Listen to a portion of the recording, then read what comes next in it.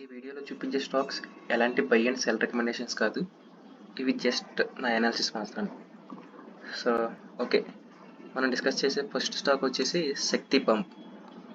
ఇందులో ఇక్కడ 782 దగ్గర ఒక మంచి డిమాండ్ ఉంది. ఇక్కడ నుంచి అయితే నేను బులిష్గా ఉంటా.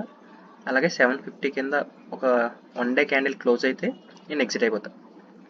సో ఇది రిస్క్ రివార్డ్ రేషియో వచ్చేసి 1:8.5 ఉంది. సో ఓకే, నెక్స్ట్ స్టాక్ ఇది పవర్ గ్రిడ్. ఇందులో అయితే 2 డిమాండ్ ఏరియాస్ ఉన్నాయి. ఒకటి వచ్చేసి అరౌండ్ 272 దగ్గర ఉంది. ఇది రిస్క్ రివార్డ్ రేషియో 1:6 ఉంది అరౌండ్. అండ్ నెక్స్ట్ వన్ వచ్చేసి 256. ఇది రిస్క్ రివార్డ్ రేషియో వచ్చేసి 1:6.8. సో ఇవి మంచి డిమాండ్స్. ఇవి ఒకసారి మీ అనాలిసిస్ చూసుకొని ఎంట్రీ తీసుకోండి. ఓకే, నెక్స్ట్ స్టాక్ ఇది దీపక్ ఎన్టీఆర్. ఇది కూడా ఒక మంచి డిమాండ్ ఏరియా 1750. ఇది కూడా రిస్క్ రివార్డ్ రేషియో 1:5 ఉంది. ఇది జస్ట్ ఫస్ట్ టార్గెట్. ఇది అక్కడ నుంచి ప్రైస్ ఎలా మూవ్ అవుతుందని బట్టి ఉంచాలా లేదో చూసుకోవాలి మీరే.